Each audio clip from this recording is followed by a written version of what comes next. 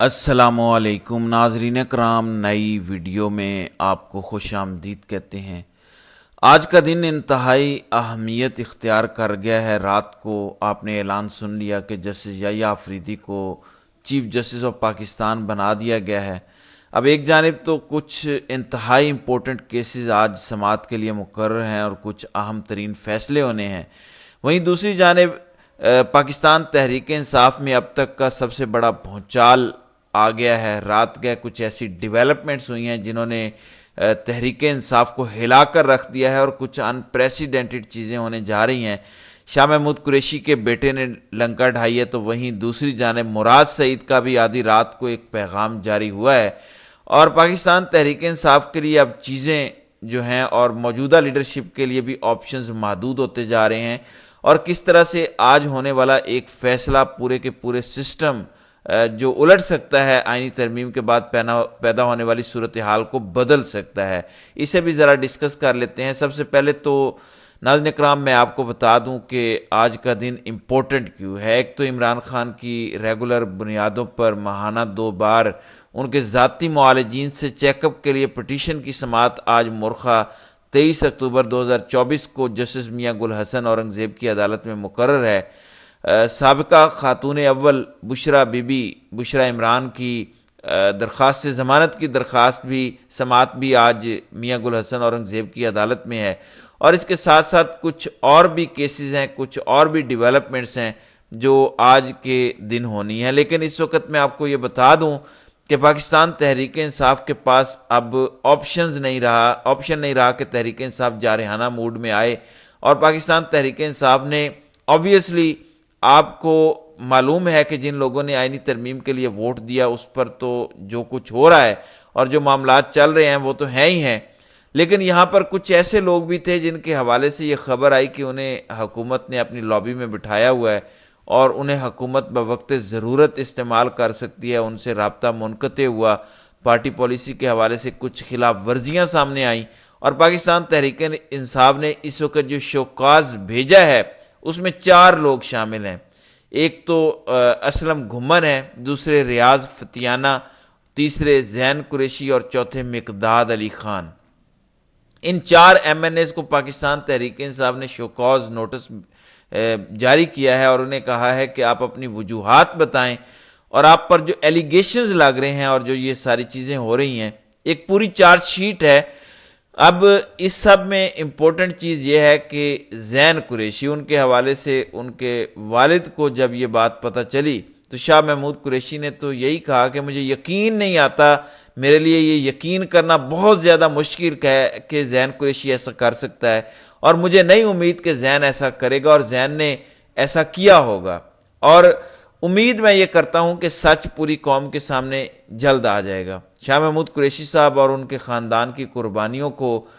کسی بھی طرح سے اگنور نہیں کیا جا سکتا، وہ ڈٹ گئے، اور ہمیشہ سے شاہ محمود قریشی کی کوشش رہی ہے کہ وہ تاریخ میں درست سمت میں کھڑے ہوں۔ اب یہاں پر کاشف عباسی نے اسد کیسر سے رات گئے ایک پروگرام کے اندر سوال پوچھا کہ خبر آ رہی ہے کہ زین قریشی نے استعفیٰ دے دیا ہے۔ اس پر اسد کیسر بہت امپورٹنٹ اس وقت پاکستان تحریک انصاف میں ان کے پاس پوزیشن ہے، اور پولیٹیکل معاملات کو اسد کیسر بہت قریب سے دیکھ رہے ہیں۔ اسد کیسر نے اس پر یہ بات کہی کہ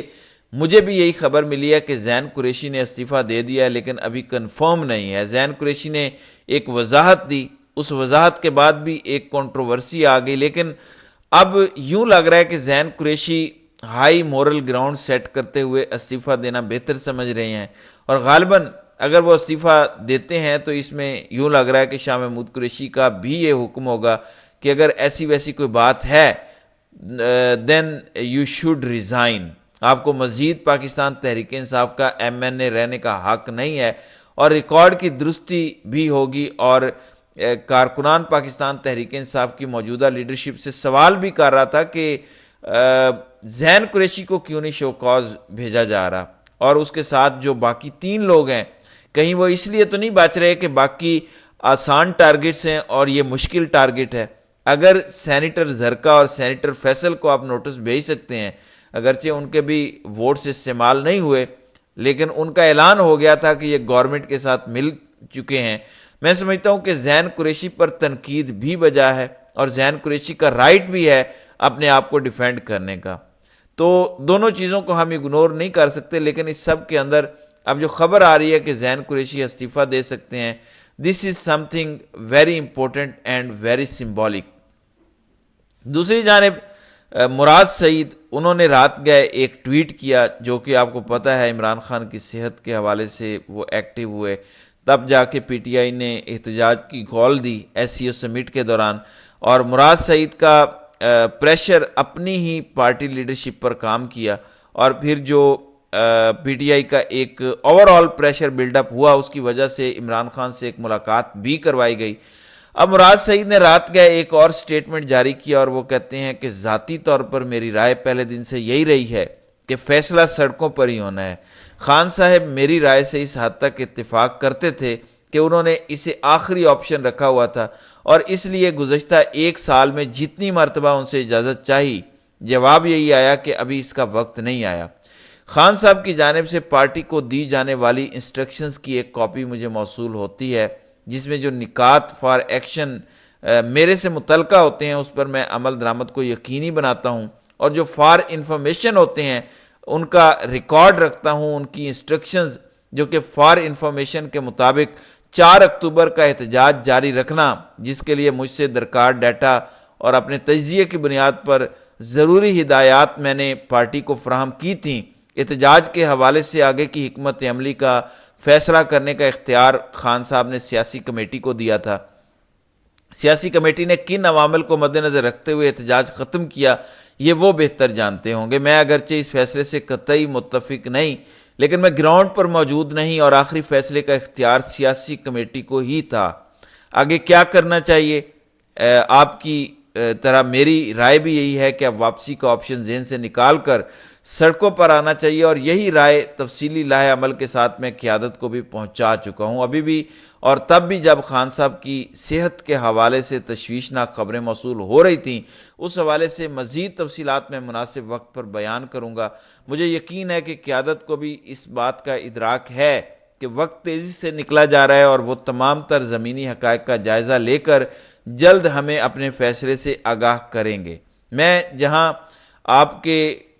جذبات کی قدر کرتا ہوں اور آپ کے غصے کو جائز سمجھتا ہوں، اور یہ رائے بھی رکھتا ہوں کہ جیسے کہ خان صاحب کرتے آئے ہیں بہت سے فیصلوں پر آپ کو اعتماد میں لیا جانا چاہیے تھا، وہاں اس بات پر بھی متفق ہوں کہ اس ملک میں جس ننگی فسطائیت کا راج ہے، آئین اور قانون نام کی کوئی چیز باقی نہیں، وہاں پہ فیصلہ جو نہ صرف اس 74 سالہ جدوجہد کا تعین کرے گا، بلکہ اس کا ڈائریکٹ اثر عمران خان کی زندگی پر پڑے گا، بہت ذمہ داری اور مکمل تیاری کے بعد اناؤنس کیا جانا چاہیے. آخری فیصلہ بہرحال سڑکوں پر ہی ہونا ہے، اور لازم ہے کہ یہ جلد ہو.